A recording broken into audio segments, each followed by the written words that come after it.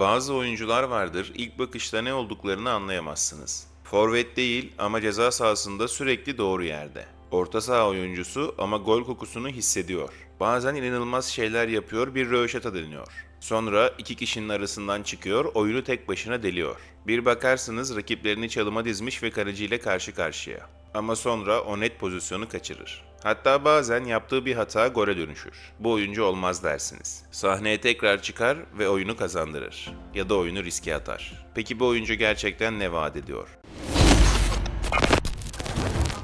Fredrik Ardra henüz 19 yaşında, 1.76 boyunda Norveçli, güncel piyasa değeri ise 800 bin euro. 8 numara, 10 numara hatta kanat forvet olarak görev alabiliyor. Strong Oddset altyapısından yetişti ve daha önce hiç farklı bir takımın formasını giymedi. Norveç'in 16, 17, 18, 19 yaş altı milli takımlarında forma giydi. Geçtiğimiz sezon Norveç Elit Serien'de 29 maçta 2130 dakika sahada kaldı. 2 gol, 3 asistlik skor katkısı üretti, 5 de sarı kart gördü. Takımı 16 takımlı ligde 15. sırada bitirerek bir alt lige düştü. Obosligaen'de ilk 4 maç oynanmışken hazırlıyorum bu videoyu. Bir alt ligde ilk 4 maçta 238 dakika sahada kaldı, skor katkısı üretemedi, bir sarı kart gördü. Fredrik Ardra'yı klasik bir pozisyona koymak zor. Ne tam bir orta saha ne de gerçek bir forvet. Ama oyunun merkezinde sürekli bağlantı kuran bir oyuncu. Top ayağına geldiğinde amacı basit. Oyunu durdurmak değil, devam ettirmek. Tek paslar, duvarlar, yön değiştirmeler ve en ilginci ceza sahası içindeki içgüdüsü. Forvet değil ama pozisyon alışı tamamen bir forvet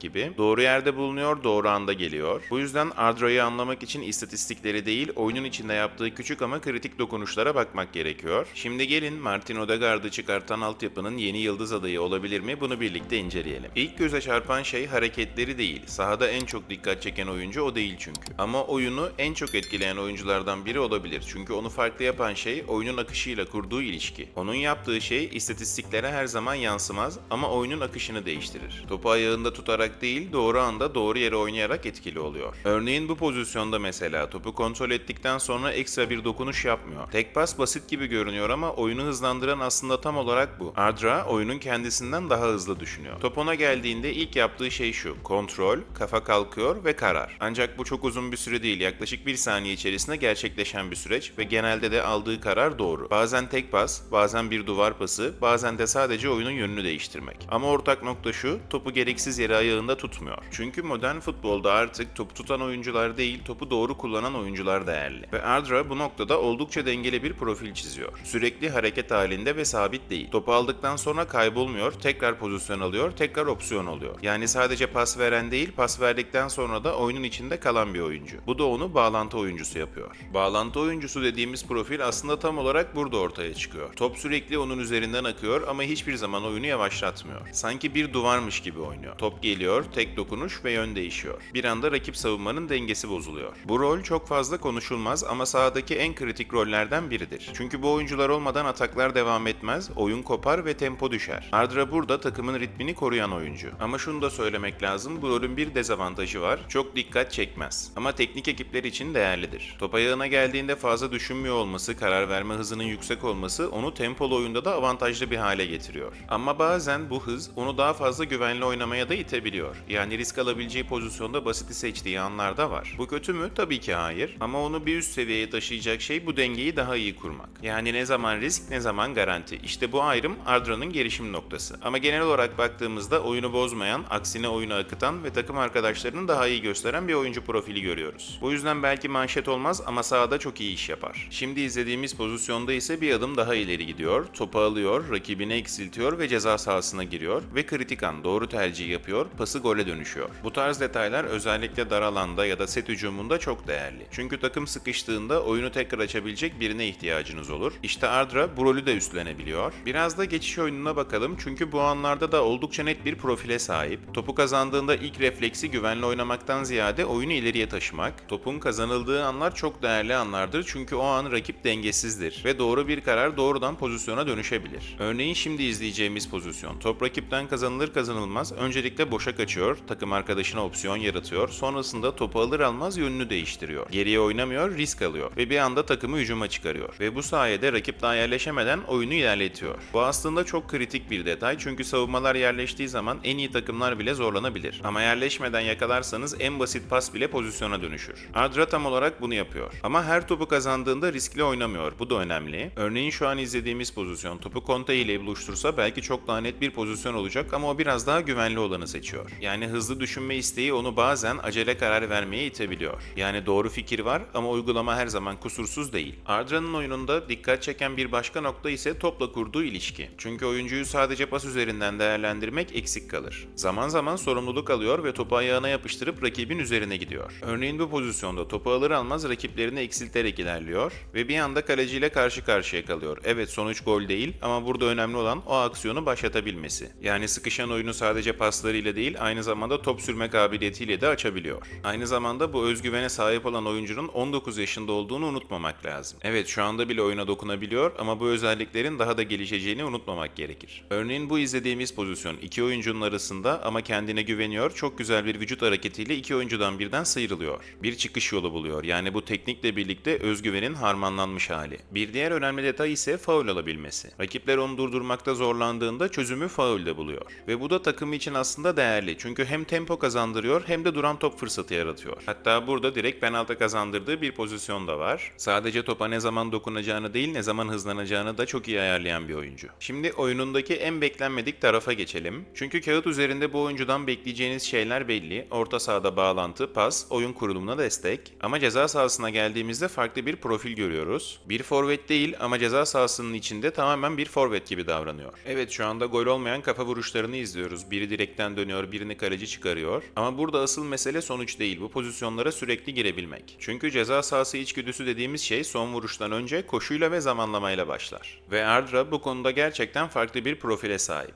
Öğretilmesi zor olan, tamamen oyuncunun içgüdüsüyle gelişen bir refleks. Örneğin şimdi izleyeceğimiz kafa golü. Yine benzer bir durum var. Penaltı noktası civarında kimsenin sahiplenmediği bir alan. Ardra orayı dolduruyor, top geliyor, tek dokunuşla kafasıyla topu filelerle buluşturuyor. Bu tarz pozisyonlar dışarıdan göründüğü kadar basit değildir. Doğru zamanda doğru yere koşu atmak, doğru yerde olmak çoğu zaman bitirişten daha değerlidir. Bir de şu detaya dikkat edin, defans arkasına attığı koşu. Bu oyuncu sürekli böyle koşular atmıyor ama attığında doğru anı seçiyor diyebiliriz. Yani klasik bir defans arkası koşucusu değil ama bir fırsatçı. Sadece defans arkası koşusu ya da ortalarda değil, seken toplarda da orada. Yani pozisyonu takip ediyor. Topun ilk vuruşunu değil, ikinci ihtimali de düşünüyor. Yani bu oyuncu sadece pozisyona giren biri değil, aynı zamanda pozisyonu takip eden biri. Bu özellik genelde forvetlerde olur ama burada biz bir orta saha oyuncusunu da görüyoruz. Ardra'nın oyununa bir katman daha ekleyen şey ise şut tehdidi. Ceza sahası dışından sık sık deniyor. Ve önemli olan şu, bu şutlar rastgele şutlar değil. Çoğu dengeli ve temiz vuruşlar. Gol olmamış olabilir ama kaleciyi zorlayan, çerçeveyi bulan, hatta direkten dönen toplar var. Bu da savunma için şu anlama geliyor. Onu boş bırakamazsınız. Çünkü her an vurabilir ve vurduğunda tehlike yaratır. Bu tarz oyuncular sahada alan açar. Savunma bir adım öne çıkmak zorunda kalır. Bu da takım arkadaşlarına ekstra boşluk yaratır. Evet, bu denemeler her zaman gol olmaz ama oyuncunun özgüvenini ve karakterini gösterir. Şu an için bitiricilik konusunda elit seviyede değil ama tehdit oluşturma konusunda sürekli oyunun içinde. Bu da onu savunmalar için rahatsız edici bir oyuncuya dönüştürüyor.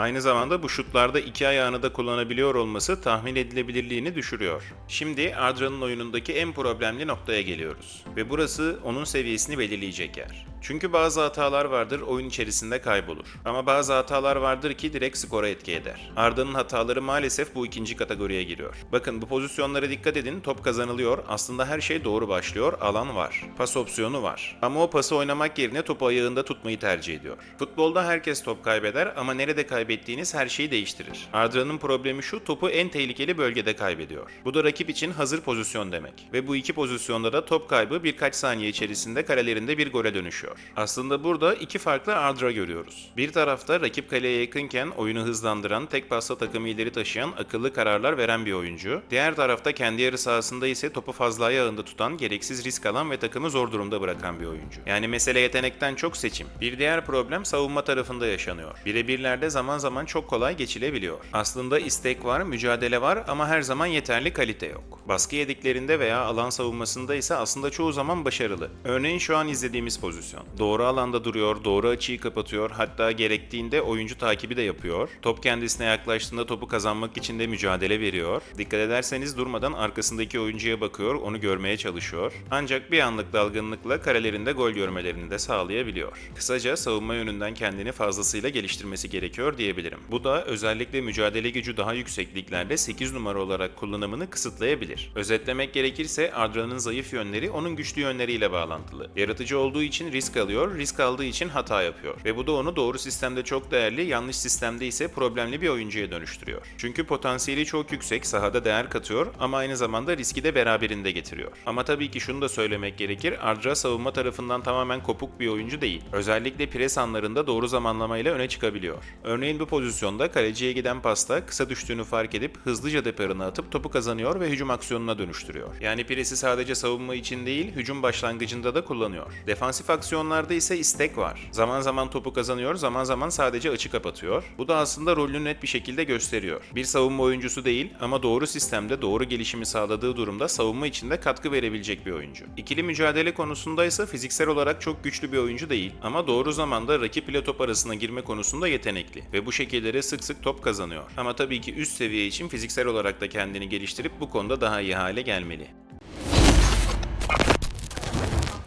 Frederick Ardra'yı bu kadar detaylı izledikten sonra ortaya aslında net ama bir o kadar da karmaşık bir tablo çıkıyor. Çünkü bu oyuncu tek bir kalıba sığmıyor. Ne klasik bir orta saha ne de belli bir rolün içerisine tamamen oturan bir profil. Daha çok sahada boşlukları dolduran, oyunun akışına göre şekil alan bir oyuncu. Ve bu aslında büyük bir avantaj. Ama aynı zamanda büyük bir soru işareti. Çünkü çok yönlü oyuncuların kaderi genelde aynıdır. Doğru sistemde çok değerli olurlar, yanlış sistemde ise kaybolurlar. Şimdi Ardra'ya baktığımızda şunu çok net görüyoruz. Bu oyuncu oyunu akıtabilir, bağlantı kurabilir, takımı ileri taşıyabilir. Ceza sahasına girip tehdit yaratabilir, baskı altında top saklayabilir, rakip eksiltebilir, faul alabilir. Yani sahada birçok şeyi yapabilir. Ama aynı zamanda şunu da görüyoruz. Bazen gereksiz risk alabilir, bazen basit oynaması gereken yerde zor olanı deneyebilir. Ve bu tercihler maçın kaderine doğrudan etki edebilir. Yani mesele şu, Ardra'nın problemi yetenek değil, oyun içi kararlar. Ne zaman hızlanacak, ne zaman sakinleşecek. Ne zaman risk alacak, ne zaman basit oynayacak. İşte bu denge onun kariyerini belirleyecek. Çünkü bu seviyede fark yaratan şey yetenek değil, karar kalitesi. Şimdi şu açıdan bakalım, eğer Adra oyununu biraz daha sadeleştirirse, risklerini doğru yerde kullanırsa bu oyuncu çok değerli hale gelir. Çünkü temel özellikleri zaten var. Ama bu hatalar devam ederse yaptığı iyi şeyler bu hataların gölgesinde kalır. Ve bu da onu istikrarsız bir oyuncu yapar. Şimdi en kritik noktaya gelelim. Bu oyuncu bir takım için ne ifade eder? Cevap aslında çok net. Tek başına maçı kazandıran bir oyuncu değil. Ama doğru yapının içinde takımı bir üst seviyeye çıkarabilecek bir oyuncu. Yani bu bir yıldız hikayesinden çok bir sistem oyuncusunun hikayesi. Ama iyi sistem oyuncuları en az yıldızlar kadar değerlidir. Çünkü oyunu onlar taşır. Şimdi işin risk tarafı, onu orta sahaya koyduğunuzda size tempo verir, bağlantı verir, hareketlilik verir. Ama aynı zamanda küçük riskler de getirir. Ve bu yüzden teknik direktör için zor bir karar olur. Kontrollü bir oyuncu mu istersin yoksa oyuna etki eden ama risk barındıran bir oyuncu mu? Tam olarak bu ikilemin ortasında, ne tamamen güvenli ne tamamen kaotik. Ama işte bu da onu izlemesi en ilginç hem de en keyifli oyunculardan biri yapıyor. Çünkü ne yapacağını her zaman kestiremiyorsunuz. Bu bazen avantaj, bazen dezavantaj. Son olarak şunu söylemek lazım, bu oyuncunun gelişim yolu çok net. Daha az hata, daha doğru karar, aynı tempo. Eğer bunu başarırsa seviyesi direkt yükselir. Eğer bu dengeyi kuramazsa olduğu seviyede kalır. Belki de tüm bu videonun özeti şu, Frederick Adra potansiyeli çok yüksek olan bir oyuncu ama o potansiyeli ne kadar kullanacağı tamamen kendi kararlarına bağlı. Benim fikrimi soracak olursanız Anadolu takımları için özellikle çok güzel bir potansiyel yatırımı, hatta fırsat transferi olabilir. Evet, olumsuz yönleri var ama yapabildikleri ve maliyetinin düşük olması bunu sağlıyor.